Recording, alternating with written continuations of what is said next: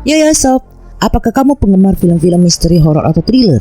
Jika benar, selamat bergabung di Demen Alur Channel. Karena di sini, Mince yang juga sebagai penggemar film-film bergenre tersebut akan membagikan alur cerita dan review singkat Mince dari film bergenre misteri, horor atau thriller yang baru selesai Mince tonton.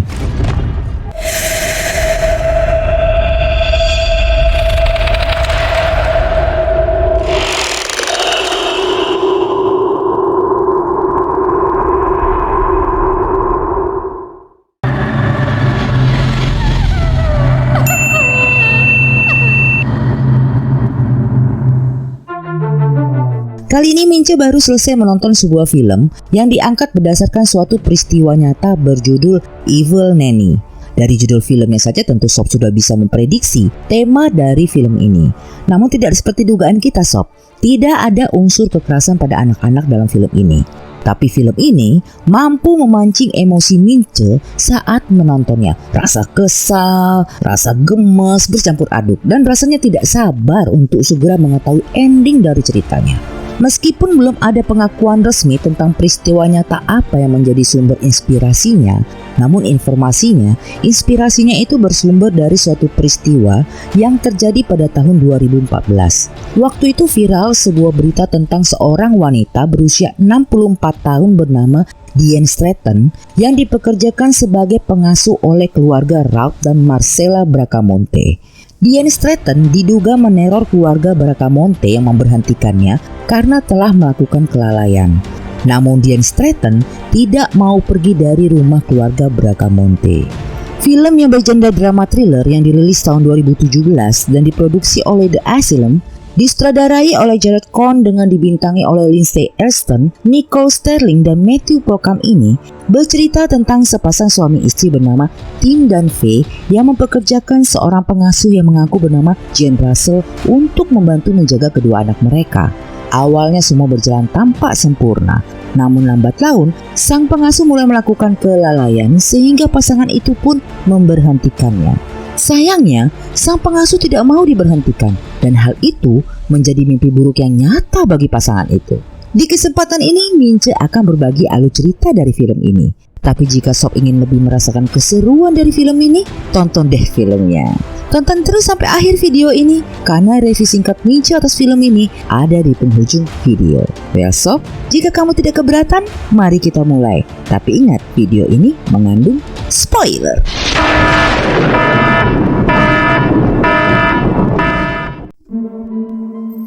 Scenes dimulai dengan menampilkan seorang remaja wanita bernama Alexa yang sedang menangis karena diusir dari sebuah rumah penampungan anak. Ia mengajak teman sekamarnya yang memiliki gambar tato yang sama dengannya bernama Warren untuk ikut pergi bersamanya. Tetapi Warren memilih untuk tinggal. Dengan rasa kesal dan dendam, Alexa pun keluar dari rumah itu sambil menyiramkan bensin dan menyulutnya dengan rokoknya hingga rumah penampungan itu pun terbakar habis. Adegan beralih menampilkan sepasang suami istri bernama Tim dan Faye beserta dua anak balita mereka bernama Alan dan Caleb yang baru saja pindah ke sebuah rumah di pegunungan dengan rumah pohon tua sebagai warisan dari ibu Faye. Faye dan Tim yang sama-sama bekerja berencana mencari pengasuh yang mengurus kedua anak mereka saat mereka pergi bekerja. Faye pun memasang iklan secara online. Faye menawarkan fasilitas kamar tidur gratis dan tempat tinggal serta uang saku yang tidak terlalu tinggi. Iklan Faye langsung terlihat oleh Alexa yang memang telah mempersiapkan diri untuk mencari pekerjaan dengan identitas dan riwayat pekerjaan palsunya. Alexa pun membahas iklan Faye dan mereka pun sepakat membuat janji untuk wawancara.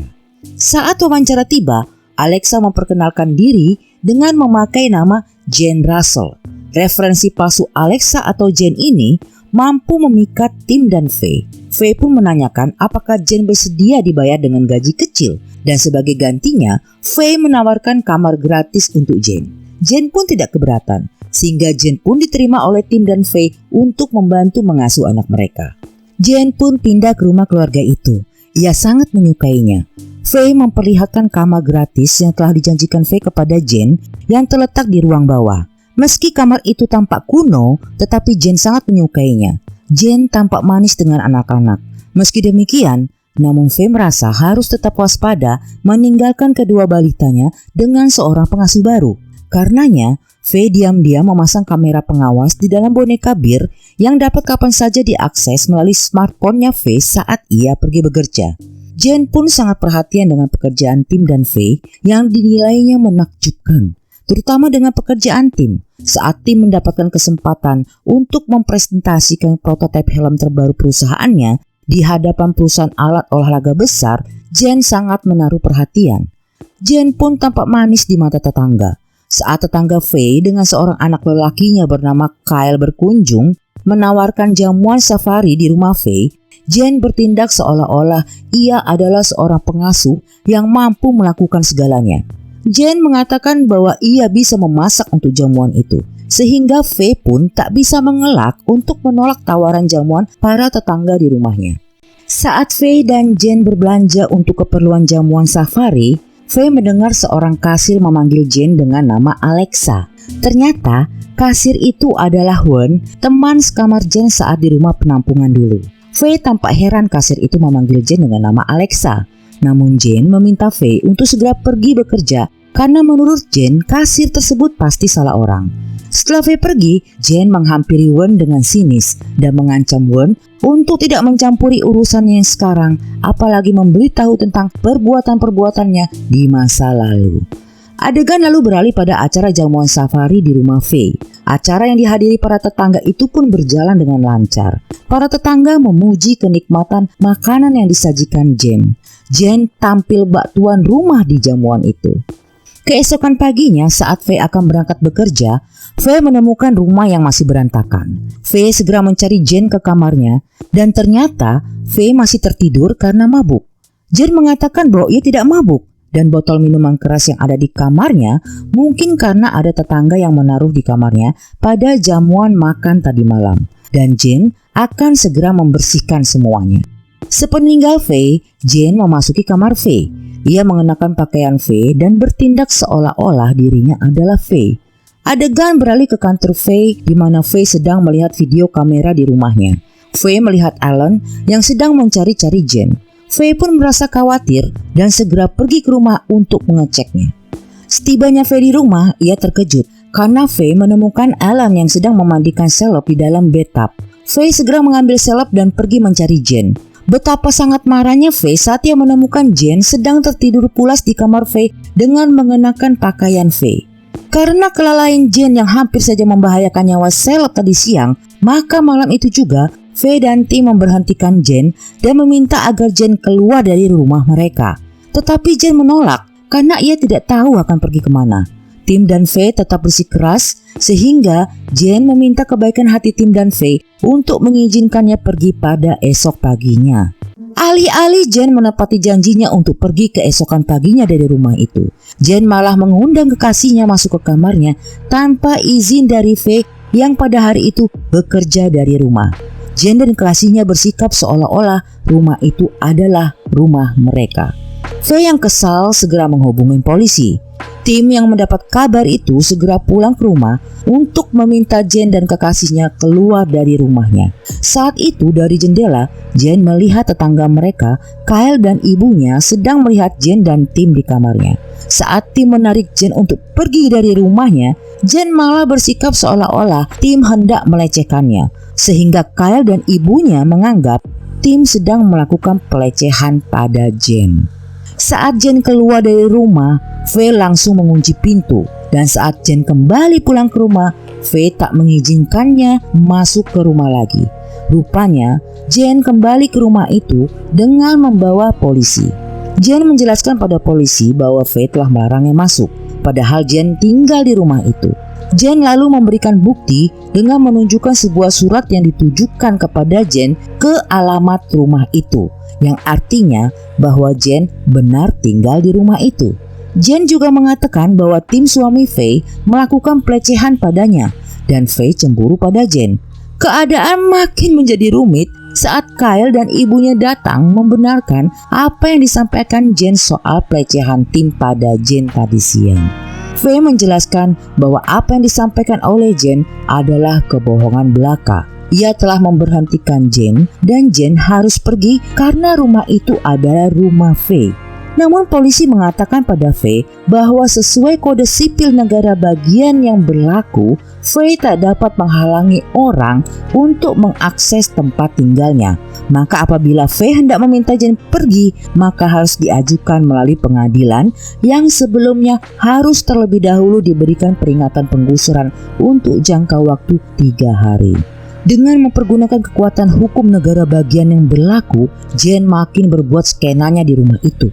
Ia memutar musik dengan keras sehingga tim pun mematikan listrik ruang bawah dan mengancam Jane bahwa tidak akan ada lagi fasilitas air, pemanas, dan makanan untuk Jane. Rupanya Jane merekam semua tindakan dan perkataan tim yang mengancamnya. Faye dan tim pun sepakat akan berjuang untuk mengeluarkan Jane dari rumah dan kehidupan mereka. Mereka pun memasang peringatan penggusuran untuk Jane yang dipasang di pintu kamar Jane. Jane pun melihatnya dan segera mencopotnya. Betapa leganya tim ketika keesokan harinya melihat sebuah truk barang datang yang artinya Jane sedang berkemas untuk pergi dari rumah itu. Rupanya peringatan penggusuran itu cukup berpengaruh untuk membuat Jane pergi. Tetapi kelegaan itu tak bertahan lama karena ternyata Jane bukan sedang berkemas untuk pergi dari rumah itu, tetapi Jane sedang mendekorasi ulang kamarnya. Bukan hanya itu saja, rupanya Jane juga mengajukan tuntutan sebesar $20.000 kepada Faye dan tim atas gangguan ketenangan yang dilakukan Faye dan tim di tempat tinggalnya Jane. Faye dan tim segera mendatangi pengacara dan mempertanyakan bagaimana mungkin mereka dituntut oleh Jane karena mengganggu ketenangan Jane, padahal pemilik rumah itu adalah mereka. Bahkan justru Jane lah yang mengganggu ketenangan mereka. Sang pengacara menyampaikan bahwa hukum negara bagian sangat memegang prinsip atas tempat tinggal. Apalagi Jane tidak melakukan sesuatu yang ilegal pada mereka. Persidangan baru akan dilakukan dalam 1 bulan ke depan. Dan selama menunggu persidangan itu, Faye dan tim harus memberikan segala fasilitas seperti semula pada Jane, seperti air, pemanas, dan makanan pada Jane. Artinya, mereka tidak boleh melakukan perbuatan pemaksaan jika persidangan itu tidak ingin berakhir dengan beralihnya rumah itu kepada Jane. Semakin hari Jane dan kekasihnya makin berulah di rumah itu. Mereka membuat keributan dengan mengundang teman-temannya untuk berpesta di ruang bawah. Faye dan tim memperbanyak kamera pengawas di mana-mana sehingga dapat memantau Jane setiap saat dari kamar mereka. Demi keselamatan kedua anaknya, Faye dan tim akhirnya sepakat untuk menitipkan kedua anak mereka pada ibu tim. Kyle yang rupanya menyukai Jane mulai mencoba menarik hati Jane dengan memberitahu pada Jane bahwa ia iseng meretas sistem komputer Tim dan Faye, dan ia menemukan gerak-gerik Jane di rumah itu ternyata dipantau kamera di mana-mana oleh Tim dan Faye. Kyle menunjukkan rekaman itu pada Jane. Jane kesal dan berencana untuk membalas dendam. Jane berulah dengan membuat suara-suara bising, menyalakan lampu-lampu. Jane juga menyabotase helm prototipe Tim yang akan dipresentasikan Tim di hadapan kolega besarnya. Dan Jane pun berhasil membuat malu dan menggagalkan presentasi Tim. Hari persidangan pun tiba. Tim dan Faye serta pengacaranya tak menyangka jika Jane ternyata menggunakan jasa pengacara besar.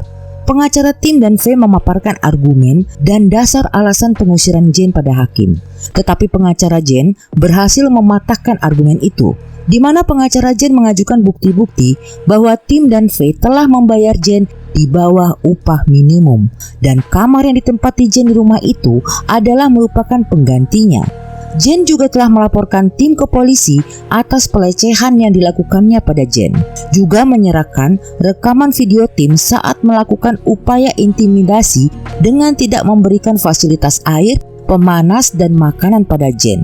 Dan yang lebih penting lagi, surat peringatan penggusuran yang diberikan Tim dan Faye kepada Jane adalah tidak sah karena terdapat kesalahan pengetikan huruf pada nama Jane. Hakim pun menerima argumentasi pengacara Jane dan memberikan putusan yang memenangkan Jane, di mana Faye dan Tim diharuskan mengulang upaya pengusiran pada Jane dari awal lagi, sekaligus mengabulkan permintaan pengacara Jane agar Faye dan Tim menanggung biaya hukum Jane.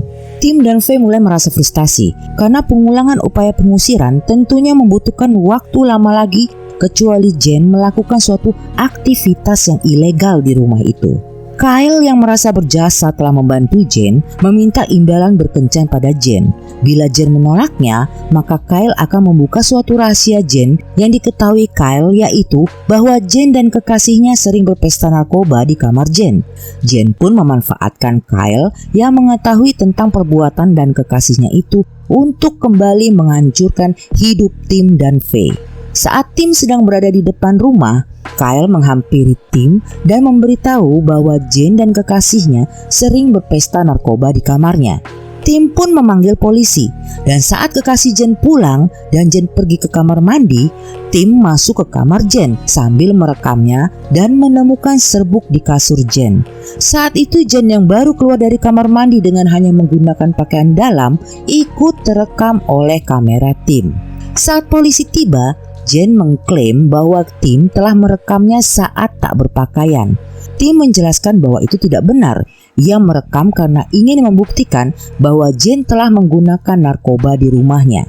Jane mengklaim pada polisi bahwa serbuk itu adalah insulin dan menunjukkan kepada polisi resep pengambilan obat insulinnya. Akhirnya Tim pun ditangkap karena telah merekam Jane yang tidak berpakaian. Meskipun akhirnya Tim dapat dikeluarkan dari tahanan dengan jaminan, tetapi Tim dilarang untuk mendekati rumah mereka, sehingga Tim akhirnya harus tinggal di rumah ibunya bersama anak-anaknya. Upaya Jane untuk menghancurkan Tim dan Faye dengan memanfaatkan Kyle pun akhirnya berhasil memuaskan. Saat waktunya tiba, Faye dan Tim pun kembali mengajukan pengulangan tuntutan pengusiran pada Jane dan hampir saja dikabulkan oleh hakim karena Jane tidak hadir untuk melakukan pembelaan pada persidangan itu. Namun tiba-tiba Jane datang dengan terburu-buru masuk ke ruang sidang dan mengajukan bukti bahwa ia telah mengajukan permohonan pilot berminggu-minggu sebelum sidang tuntutan Faye dan Tim ini diajukan. Hakim pun menarik putusannya dan menyatakan penghentian otomatis pada pengusiran Jane karena status Jane telah pilot.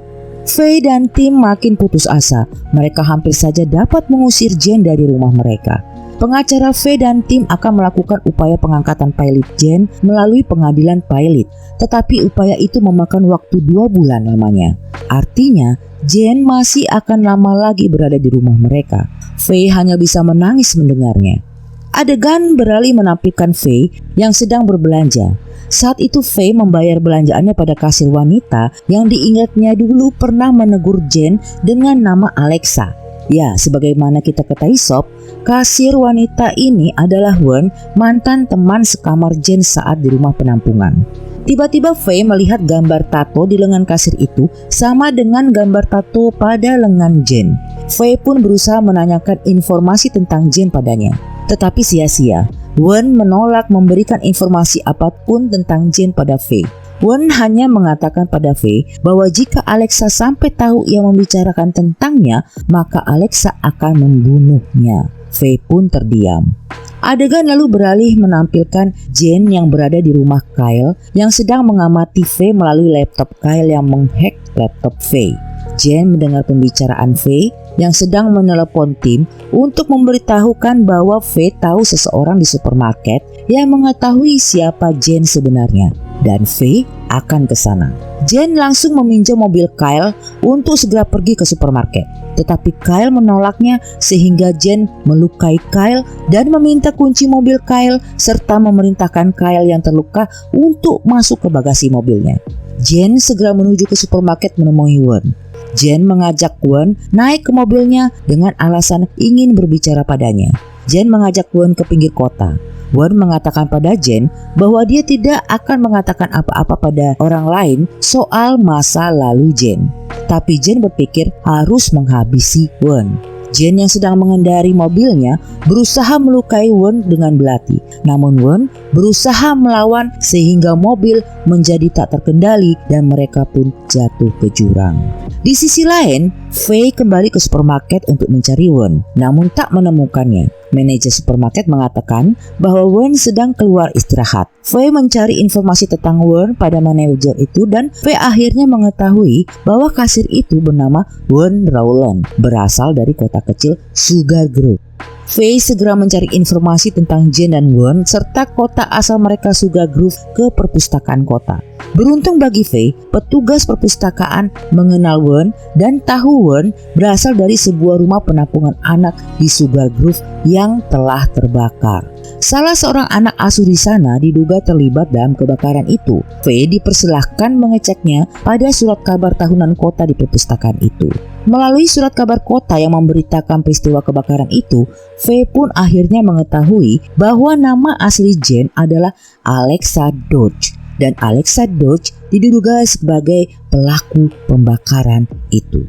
Adegan beralih menampilkan Jane yang berhasil menyelamatkan diri dan menumpang sebuah mobil untuk kembali ke kota. Sementara itu, Faye yang telah tahu jati diri Jane segera melapor temuannya kepada kepolisian bahwa Jane Russell yang selama ini tidak mau pergi dari rumahnya itu adalah Alexa Dodge yang selama 5 tahun ini sedang dicari pihak kepolisian. Polisi pun segera ke rumah Faye dan melakukan identifikasi sidik jari Jane yang ada di rumah itu. Dan ternyata benar, Jane Russell adalah Alexa Dodge. Bersamaan dengan itu, pihak kepolisian juga mendapat kabar bahwa Alexa Dodge telah ditemukan tewas dalam kecelakaan mobil bersama dengan tetangganya Kyle yang saat itu terluka parah. Polisi pun mengatakan pada Faye bahwa semua sudah berakhir. Jane telah tiada. Faye pun segera menghubungi tim dan mengajak tim serta anak-anak mereka kembali ke rumah itu. Adegan lalu beralih menampilkan Faye dan tim yang masuk ke kamar Ellen untuk menidurkannya. Tapi tiba-tiba listrik padam. Tim segera ke ruang bawah untuk mengecek skrin listrik. Faye yang menemani Ellen baru menyadari bahwa Jane ada di dalam rumah mereka saat Faye mengatakan pada Ellen bahwa tidak ada yang perlu ditakuti oleh Ellen. Ellen mengatakan pada Faye bahwa itu juga yang dikatakan Jane padanya beberapa saat yang lalu. Faye terkejut dan segera mengajak Ellen untuk mencari tim. Di ruang bawah tanah, tim yang sedang mengecek skrin listrik tiba-tiba dipukul secara membabi buta oleh kekasih Jane. Setelah berhasil melumpuhkan tim, Jane dan kekasihnya segera ke ruang atas untuk mencari Faye. Rupanya Faye sudah bersiap menunggu Jane di ruang tamu sambil melindungi Ellen. Sambil memegang pisaunya, Jane mengatakan pada Faye bahwa hidup itu tidak adil.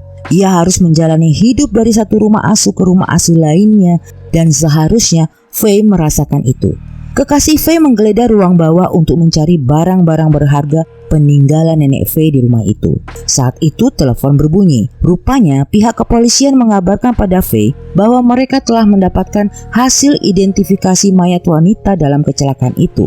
Dan hasilnya adalah mayat itu bukanlah Alexa Dodge, akan tetapi mayat dari Wern Rowland. Dan saat ini kepolisian sedang menuju rumah Faye dan meminta Faye untuk mengunci pintu dan jendela rumah mereka.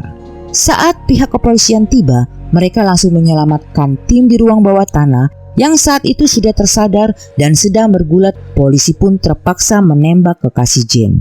Jane yang mendengar polisi telah tiba segera mengambil Ellen dari Faye untuk dijadikan sandera, lalu membawa Ellen menuju ke rumah pohon. Faye segera menyusulnya dan meminta pada Jane agar melepaskan Ellen dan menjanjikan akan memberikan bantuan pada Jane. Jane pun akhirnya melepaskan Ellen dan berusaha melompat dari rumah pohon. Tetapi Faye yang merasa kasihan dengan masa lalu Jane akhirnya dengan sigap menyelamatkannya. Dan Jane pun akhirnya selamat lalu dibawa oleh polisi.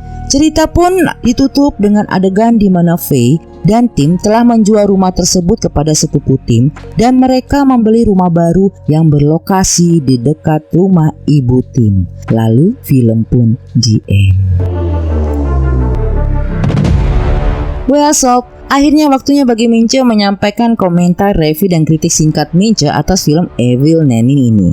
Menurut Mince, film ini layak banget untuk sob tonton. Sebagaimana telah Mince sampaikan di awal, bahwa dari judul filmnya saja tentu sob itu sudah bisa memprediksi tema dari film ini. Namun tidak seperti dugaan kita sob, ternyata tidak ada unsur kekerasan pada anak-anak dalam film ini.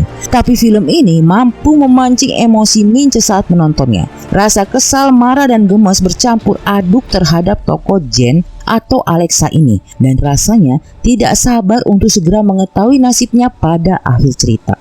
Inilah keistimewaan film ini, mampu membawa penonton terhanyut dalam storyline-nya. Sekali lagi, ia tidak menunjukkan kekerasan pada anak-anak dan itu sangat unik. Bagi Mince, akting seluruh pemeran utama sangat natural dan sangat menjiwai perannya masing-masing, sehingga daya tarik film ini makin kuat. Kecuali beberapa peran pembantu seperti pihak kepolisian yang aktingnya kurang mendukung menurut Mince. Well sob, Mince tidak memberikan banyak review untuk film ini. Bahkan tidak ada kritik yang berarti dari Mince untuk film ini. Tahu kenapa? Karena Mince pribadi saja memberikan bintang 4,5 dari 5 untuk film ini. Akhir kata, terima kasih sudah mampir ke Daman Alur Channel. Kita jumpa lagi di next film. Jangan lupa like, komen, dan subscribe, serta nyalakan loncengnya agar Mince tetap semangat membagikan informasi, kesan, komen, atau kritik film-film bergenre horor, thriller, dan misteri yang baru saja Mince tonton. See you!